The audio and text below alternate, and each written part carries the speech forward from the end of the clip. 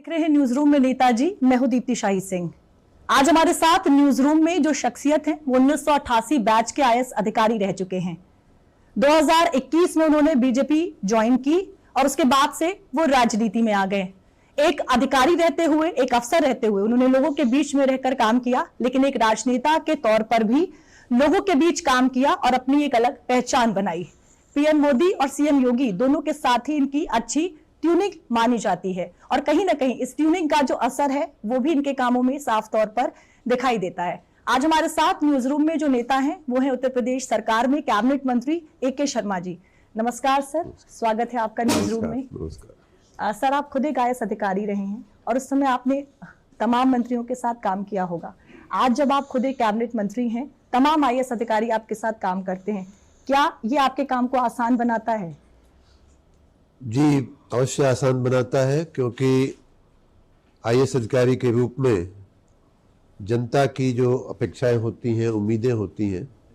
आपको मैं बताऊं कि हम लोग जब आईएएस की तैयारी करते थे तो उन दिनों हर प्रतियोगी के मन में इंटरव्यू में जाने के पहले ये सवाल स्वयं से वो पूछता था और लोग उसको सलाह भी देते थे कि ये सवाल पूछा जाता है अक्सर आईएएस के इंटरव्यू में कि आप क्यों आईएएस बनना चाहते हो, और सबका लगभग जवाब यही होता था कि हम पब्लिक सर्विस के लिए, लोगों की भलाई के लिए, लोगों की सेवा के लिए हम आईएएस बनना चाहते हैं। वही विचारधारा हमारे मन में भी थी, हमारे मन में भी वही विचार थे। अधिकारी बनने के बाद संयोग से गुजरात जैसे प्रदेश में हमारी नियुक्ति हुई और उन दिनों का गुजरात पानी के अभाव में बहुत ही त्रस्त रहता था। सूखा पड़ता था, हर दूसरे तीसरे साल भयंकर सूखा पड़ता था। दुष्काल बोलते हैं वहाँ गुजरात में, दुकाड़ बोलते हैं, और उससे निपटना हमारे जैसे यंग अधिकारियों का प्रमुख काम हुआ करता था। हम लोग एसडीएम थे, सीडीओ थे, डीडीओ थे, सीडीओ को वहाँ डीडीओ बोलते हैं, डीएम थे, क्षेत्रीय अधिकारी जिसको फील्ड ऑफिसर कहा जाता है।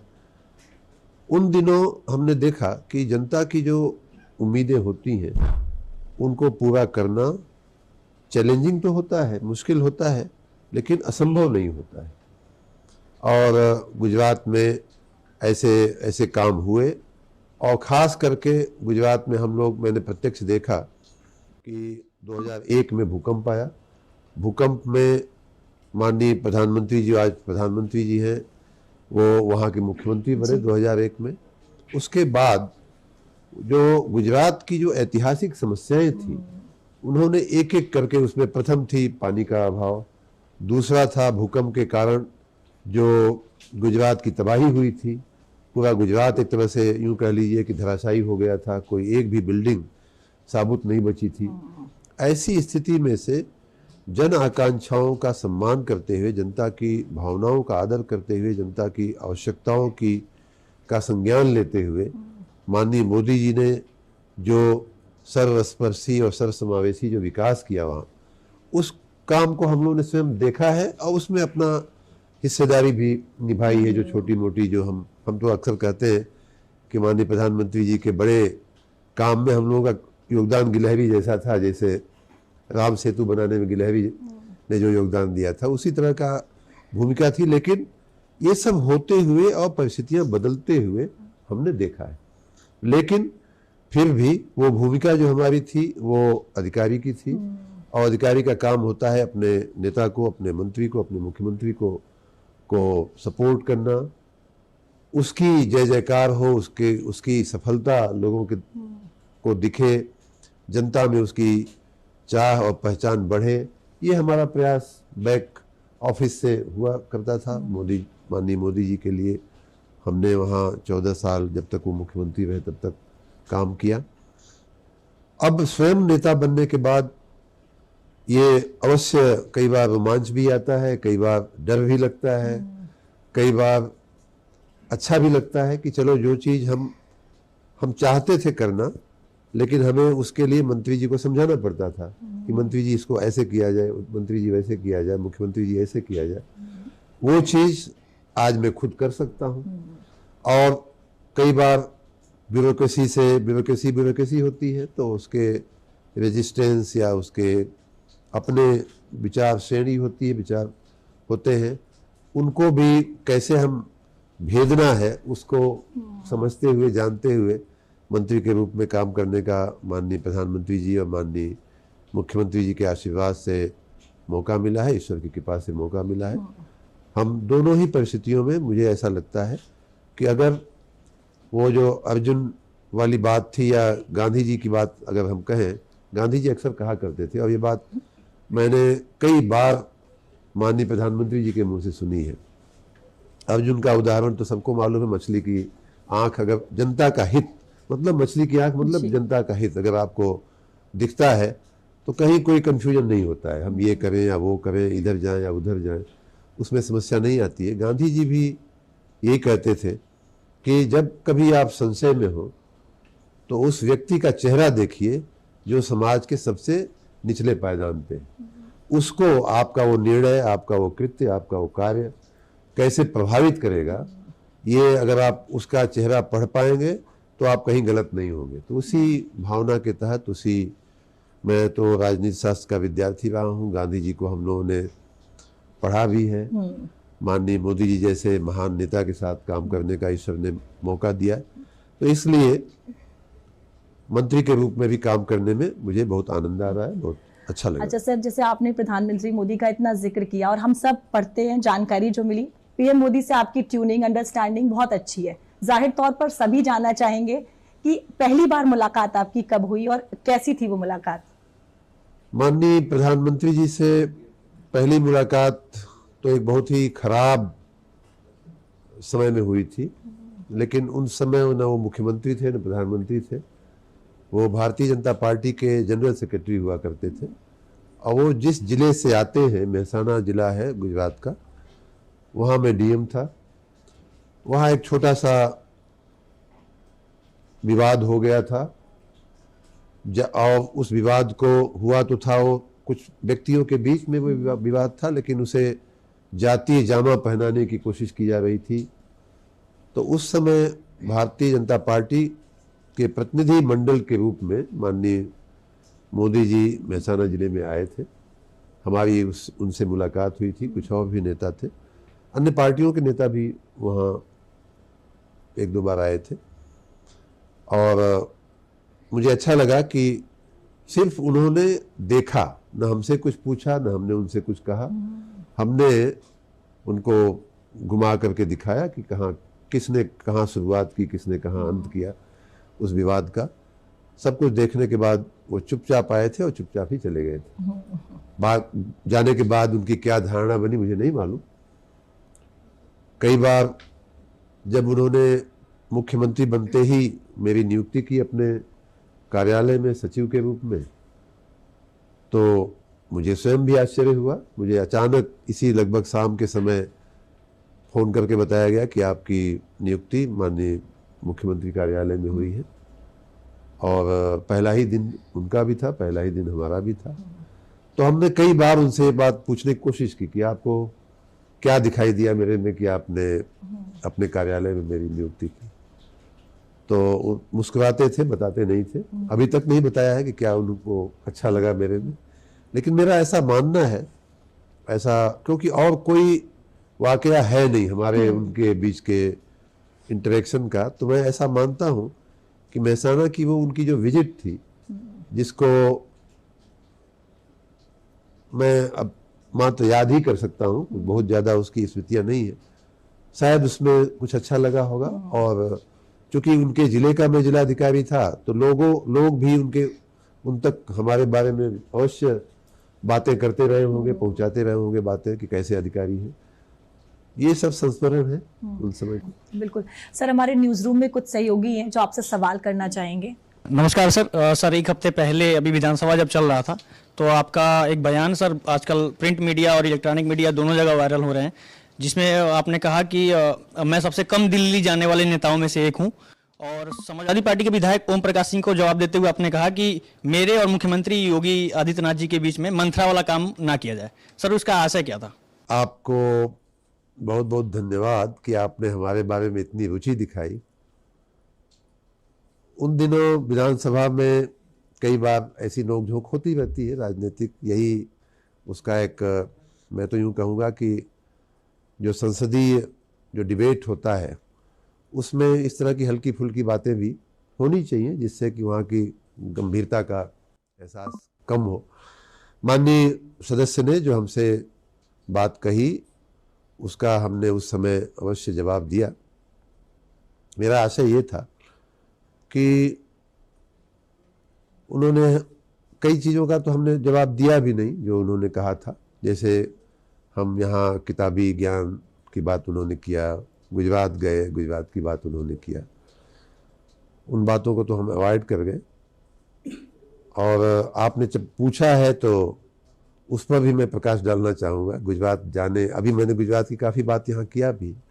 देखिए, हमारे राज्य में जो भारतीय जनता पार्टी के पहले की सरकारें चली हैं, मैं तो यूँ कहूँगा कि उन्होंने हर तरह से उत्तर प्रदेश की दुर्दशा किया है और विपक्ष में भी रह करके वो उसी दुर्दशा की तरफ राज्य को ले जाना चाहते हैं। जब उन्होंने ये कहा कि आप गुजरात गए, गुजरात में काम किया, यहाँ क्यों आ गई? तो मेरा राज्य है अपना, हमारी जन्मभूमि है, हम मऊ के रहने वाले हैं, मऊ में पैदा हुए हैं। तो मुझे आश्चर्य होता है कि कैसे कोई व्यक्ति मुझे बाहरी कह देता है। पहली बात तो ये जनता में सच को गलत, गलत को सच पेश करने का उनका एक अपना शैली है, उसमें बड़े माहिर हैं वो लोग। तो मैं पहली बात तो ये कि इसी उत्तर प्रदेश की मिट्टी में पैदा हुआ व्यक्ति हूँ। उत्तर प्रदेश के मऊ जिले में पैदा होकर के बलिया तक पढ़ाई किया, प्रयाग में पढ़ाई किया, इस मिट्टी से मैं जुड़ा हुआ हूँ। तो मुझे बाहरी कहना बड़े आश्चर्य की बात है। दूसरी बात कि उन्होंने गुजरात का उल्लेख किया, तो मैं ये कहना चाहूँगा, आपने चूंकि पूछा इस प्रश्न को, मैं चाहूँगा कि आप इसको दिखाएं भी। और जवाब ये है कि मैंने तो गुजरात जाकर के गुजरात को माननीय मोदी जी के नेतृत्व में गुजरात को गुजरात की ऐतिहासिक समस्याओं से मुक्ति दिलाई। हमने वहाँ का विकास किया। आज का गुजरात जो माननीय मोदी जी के नेतृत्व में विकास हुआ है, वो गुजरात भारत में ही नहीं बल्कि पूरी दुनिया में एक सिरमौर राज्य बन गया है। वहाँ की जीडीपी देखिए, वहाँ की पर कैपिटा इनकम देखिए, वहाँ की इंफ्रास्ट्रक्चर देखिए, वहाँ के सड़क, पुल और बाकी विकास की मापदंड देखिए। कहीं लगता ही नहीं आपको। मैं तो उन दिनों माननीय मुख्यमंत्री जी बैठे थे, संकोच में बात नहीं कह पाया सदन में, लेकिन मैं कहना चाहता था कि अगर विकास देखना है तो आपको सिंगापुर, लंदन और अमेरिका जाने की आवश्यकता नहीं है। आप सिर्फ गाजीपुर से गुजरात चले जाइए। और इन लोगों ने क्या किया? हम तो गुजरात गए, ये करके आए। ये लोग गाजीपुर में ही रहे, गाजीपुर में ही पैदा हुए, गाजीपुर में ही चुनाव लड़े, 7-7, 8-8 बार चुनाव लड़े, जीते। बड़े अच्छे सीनियर राजनेता हैं। गाजीपुर में रह के क्या किया इन्होंने? गाजीपुर को माफियाओं के हवाले कर दिया, गुंडागर्दी का अड्डा बना दिया। उत्तर प्रदेश में सबसे बड़ा गुंडा अगर माफिया अगर पैदा हुआ तो गाजीपुर में पैदा हुआ, जो नौजवानों के हाथ में 2000 रुपया देकर के एक तमंचा पकड़ा करके जिसका भी चाहता है मर्डर करवा देता था। आज भी उनका साम्राज्य फल फूल रहा है। तो आप तो यहीं रहे, 25 साल 30 साल यहीं रहे, आपने गाजीपुर को क्या बनाया? मैं गुजरात गया तो मैंने गुजरात को क्या बनाया? स्वयं आप तुलना करके माननीय सदस्य देख लें। उनके लोगों का जो है नजरिया साफ हो जाएगा। दूसरी बात जो उन्होंने कहा था कि दिल्ली के हैं, दिल्ली से आए हैं, ऊपर से आए हैं। ऊपर से तो सभी आते हैं, ईश्वर की कृपा से ही हम सभी आए। हम भी ऊपर से आए हैं, वो भी ऊपर से आए हैं। लेकिन ये कहना कि हम यहाँ के नहीं हैं, हम इस जमीन के नहीं हैं, ये सब था। और ये बार बार ये बात वो लोग करते हैं। मैंने उन्हीं के मुंह से दूसरी या तीसरी बार सदन में ये बात आई।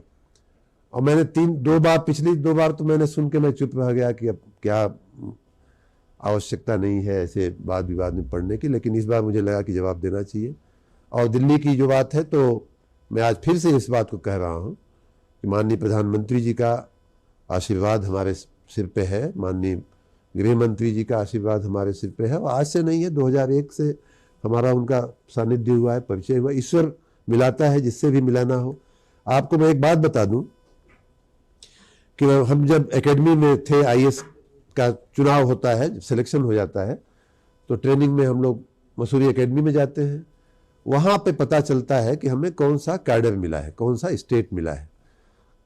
जिसको यूपी मिला बड़ा खुश था उन दिनों, हमें यूपी नहीं मिला, हमें गुजरात मिला। तो उन दिनों गुजरात की कोई ऐसी प्रतिष्ठा नहीं थी, कैडर के रूप में गुजरात की बड़ी कम नीचे उसकी रैंकिंग हुआ करती थी।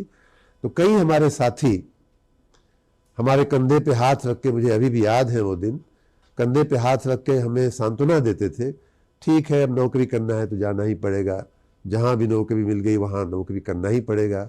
हमें भी आवश्यकता थी नौकरी की, तो हम नौकरी के लिए गए। हमें ईश्वर की वो रचना मालूम नहीं थी उन दिनों, आज भी ईश्वर की क्या रचना है मुझे नहीं मालूम कि मैं ऐसे व्यक्ति के संपर्क में आऊँगा गुजरात जा कर के, जो देश का, जो 4 बार गुजरात का मुख्यमंत्री रहेगा और देश का सर्वाधिक समय तक रहने वाला प्रधानमंत्री बनेगा। अगर हम गुजरात नहीं जाते तो शायद हमारे जीवन में ये भी घटित नहीं होता। तो मैं तो बहुत भाग्यशाली हूँ कि मैं गुजरात गया और अब वहाँ से वापस आया हूँ। तो एक और मैंने प्रण लिया है कि मैं इन लोगों ने जो गाजीपुर में और मऊ में जो माफिया राज फैला रखा है, हर जिला एक माफिया के हवाले कर दिया है, उससे मैं प्रदेश को और विशेष रूप से अपने जिले को मुक्ति अवश्य दिलाऊंगा।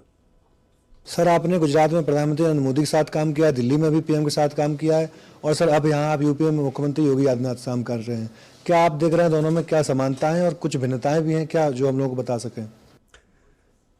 एक बात तो पिछले प्रश्न की रह गई, वो मैं स्पष्ट कर दूं कि मैं बहुत कम दिल्ली जाता हूं, ये बात एकदम सही है। मंत्री बनने के बाद, विशेष 2021 से मैं राजनीति में आया, 1 साल एमएलसी रहा, उसके बाद 2.5 साल हो गया मंत्री रहते हुए। और मैं इन 3.5 साल में अगर एवरेज देखा जाए तो हर 6 महीने पर मैं 4-5 बार ही दिल्ली गया हूँ, 5-6 बार ही दिल्ली गया हूँ। बाकी तो दिल्ली और उत्तर प्रदेश की सीमाएँ जुड़ती हैं, तो आपको मालूम है कि बाकी नेता कितना दिल्ली में रहते हैं और कितना लखनऊ में रहते हैं।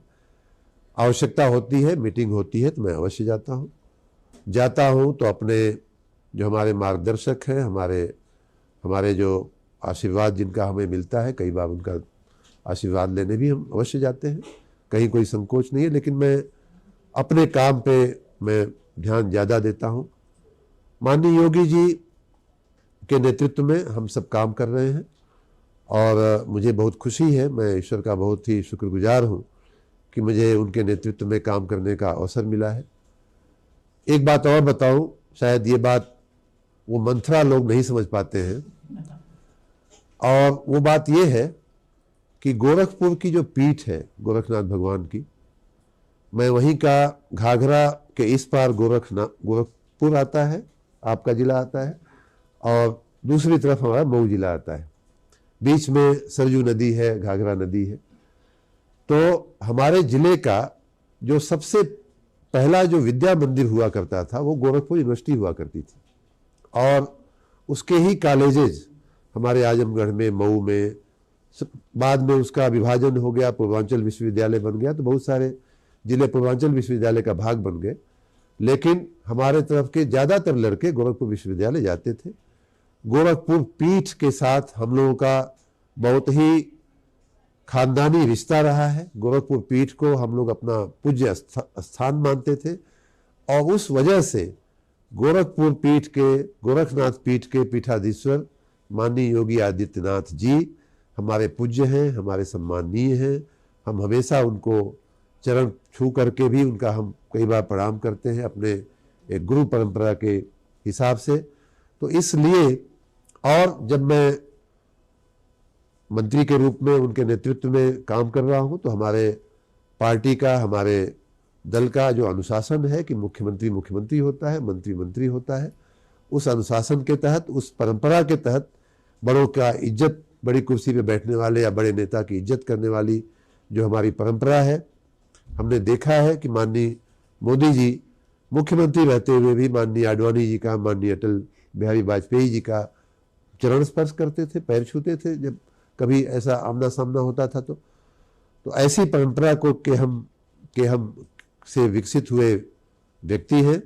मैं उनका सम्मान करता हूं और उनके नेतृत्व में हम बहुत आनंद के साथ बहुत अच्छी तरह से काम कर रहे हैं। उनका मार्गदर्शन निरंतर मिलता रहता है।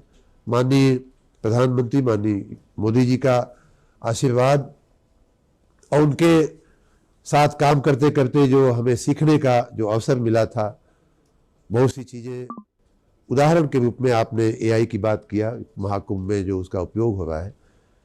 माननीय नरेंद्र मोदी जी एक ऐसे राजनेता हैं जिन्होंने टेक्नोलॉजी का आने वाला युग को 2001 में, तो शायद उसके पहले से वो उसके कायल रहे होंगे, लेकिन 2001 में उन्होंने हम लोगों को कह दिया था कि टेक्नोलॉजी को अपनाओ, तकनीक को अपनाओ।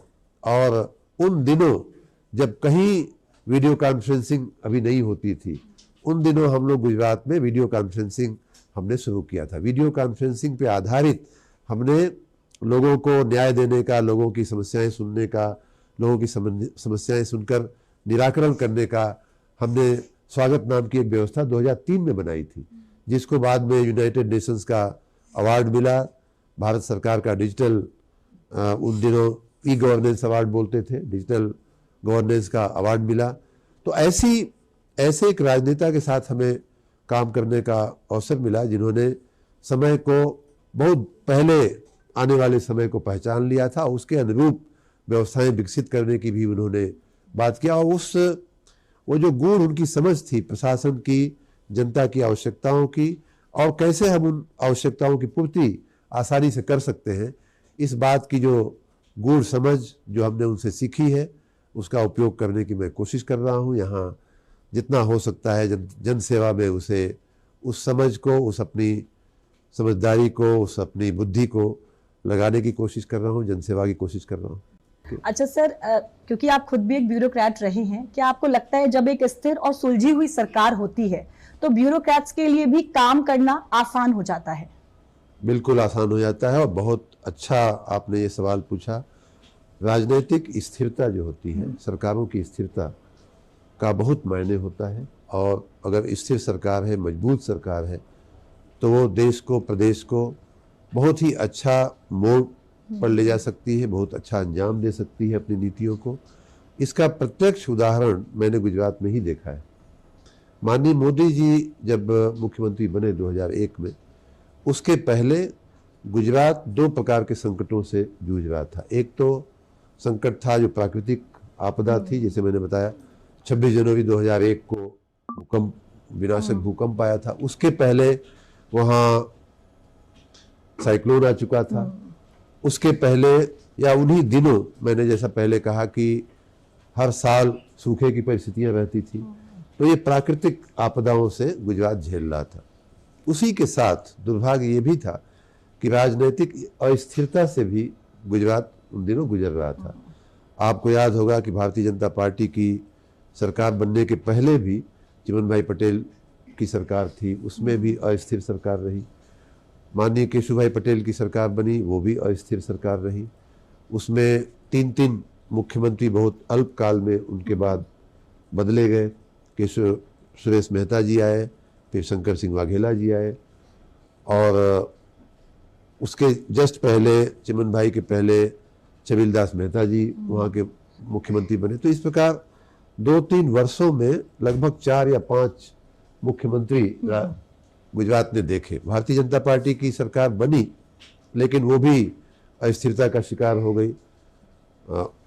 आपसी विभाजन भारतीय जनता पार्टी में हो गया। तो हम लोगों ने ये देखा है कि अस्थिर सरकार रहने से हर प्रकार की समस्याएं, एक तो जन समस्याओं पे ध्यान नहीं रहता, स्वाभाविक बात है, राजनीति में ही लोगों का ध्यान रहता है, और ब्यूरोक्रेसी को भी आराम करने का एक मौका मिल जाता है, काम नहीं करने का बहाना मिल जाता है कि जब नए मुख्यमंत्री आएंगे देखा जाएगा।